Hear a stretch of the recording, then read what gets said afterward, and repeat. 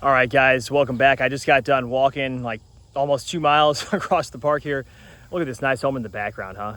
You know, this used to be right off on the first hole in the golf course. And I tell you what, this place has not changed one bit. You know, you have the nice homes back here. These go up to $1 million plus all the way through back. You know, if you go all the way to the back of the golf course, there's a hill and you can walk up the hill past all these lakes. It is absolutely gorgeous. And I've gotten comments from you guys how you guys like the scenery. So with that being said, I did want to make another video, and I've been making videos on a daily basis because it has been hot, but it's also been nice. And I know I'm sweating like a dog right now, you know, just the weather is just, you know, stay cool out there. As I say, drink some water, maybe drink an ice cold one if you partake. Modelo is my choice. I'm not a sponsor, but with that being said, thank you so much for tuning in, guys. And hope all is well. Remember, guys, it's not all about the money. It's about the simple pleasures in life. Money is fleeting, and so there's nothing more important than the relationships you have with your family and your friends and all that kind of stuff. So always remember that. And, you know, of course, with God as well. That's the most important. So when I say family, you know, always put God first and then family and friends. Now, if you don't believe in God, that's a different story. We're on a totally different playing field there. But with that being said, thank you so much for tuning in, guys. I want to talk about the stock market today.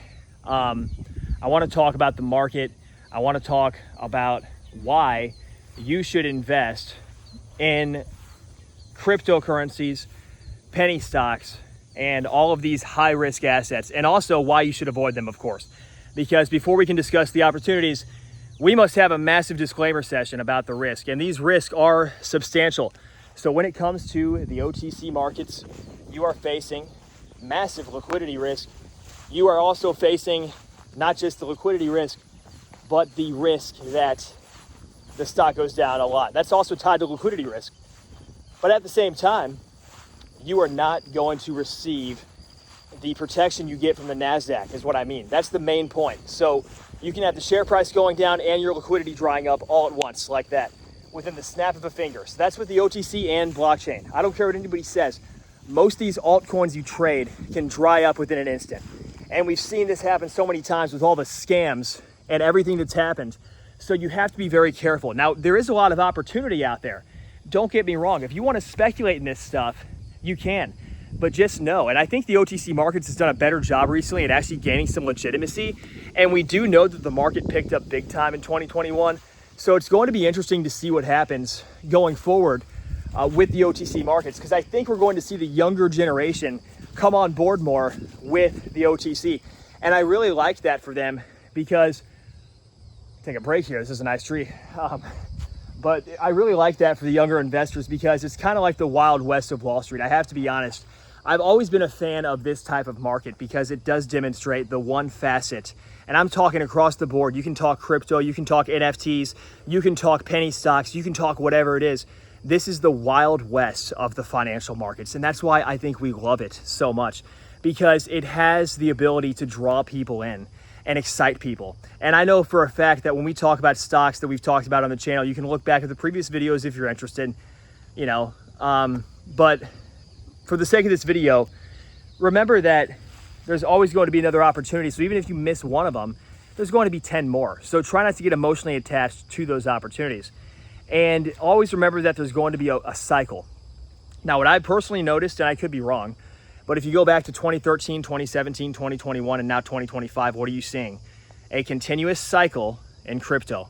And why is that? Because the cycle has always continued. In 2013, it hit almost 1,000, crashed 90%, rips back up 2017, 20,000, sold off 3,000, all the way back up to 60,000, 2021, crashed now 120,000. Where are we going? Think about this, guys. This 4-year cycle is repeating itself all over again. And when we've talked about this in the markets previously, it has always been exciting. It has always been fun to talk about. And I know for a fact that we were discussing this back in 2022 on this channel when others were saying, you know, doom and gloom for crypto, NFTs. All of this stuff is going to come back, no doubt in my mind. And for all you worldwide NFT shareholders out there, I own a much smaller position than I used to. I've diversified since then. You know, I still invest in penny stocks. Don't get me wrong. I still invest in, you know, I'm looking at cryptocurrencies, gold mining stocks, all kinds of stuff. But at the same time, you have to remember that diversification is going to be important. That's the next point. You know, one of the mistakes I made when I was younger is that I was taking a lot of risk, a lot of speculative risk that was very high risk, but I was blinded by the euphoria that had taken place and the instant profits, the microwave oven profits that had become in that time. So it was a very fun time for a lot of people. And that's the problem too, is because when people are making 300 to 500% within a couple of months or a couple of years, it really does take its toll. Think about this, guys. Think about the toll it might take on somebody who, you know, is making that much money or losing that much money if you're consistently doing the opposite, right? Same thing, but there's two emotions you have to keep in mind: fear and greed. So euphoria is greed and hype is greed. And when you have greed, you have a market that does not look like these calm waters. It looks a lot more chaotic. It looks like the roaring of the waves in the sea, like a tsunami. And there's no ducks out here. There's killer whales, and it's vicious. There's sharks, all kinds of stuff. So when you're, when you are in that midst of a parabolic market, just remember it can be very exciting, but also very dangerous. And that's also part of the opportunity, because if a stock can go up 1,000%, what's stopping it from going up 2,000%? Seriously, I mean, what's stopping a stock from going up that much if it is able to go up an initial 500 or 1,000? So that's where the greed comes in. When do you sell?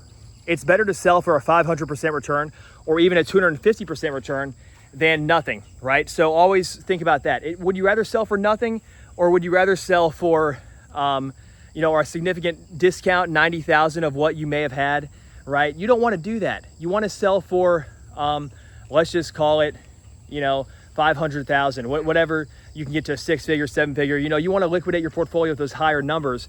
That's what gets exciting, right? That's why people invest in these stocks. 50,000, turning 10,000 into 50,000 is a 5x, right? Those types of returns where you can get a massive return quickly. Those grand slam home run types of stocks. But you have to realize the risk you're taking is substantial. I will always say that. I might sound like a broken record, and you probably hate me for it, but at the same time, I have to talk about it, because what else am I going to do? I'm not just going to sit here and tell you that you can make a lot of money, because I've experienced both. I've experienced 6-figure and even 7-figure profits on paper, phantom paper profits, which if I sold it would have crashed the stock within an instant. No doubt, there wasn't the liquidity. 1.6 million on the bid would have dumped that thing in a heartbeat. I could have crashed the stock myself, which is kind of a scary thought, to be honest. But at the same time, like, it is what it is. And it was kind of fun to think about. I was 25, 26 at the time. And it's just a story at this point. And, you can believe me or not, I think I might make a Patreon where you can see my previous videos if you don't believe me, for whatever it is. Maybe that's a way people can support me on the channel if you're interested. Let me know if you guys would sign up for that, where I can show my previous videos when my stock market portfolio was out of control back in 2021, And then I'll show you the day too when I lost several $100,000. And it'll be a good laugh. It'll be a good laugh. But the point is, let me know if you guys would be interested in that in the comments down below. But these are just some tips I've had for the market. These are just some tips I've had as I'm taking a walk here in the park today. It's a beautiful day. And so with that being said, I hope you guys enjoyed this video. Whether you're trading these cryptos, the crypto cycle, the stock market, whatever it is, you are trading something. And it's important to realize that as you're trading these assets, there's so much opportunity out there. There's always going to be something else to choose from. So consult with a financial advisor if you're interested and you think you need one. That's the most important thing. Consider your own financial objectives and goals. And with that being said, we will see you all in the next video. Take care out there, stay cool, and peace.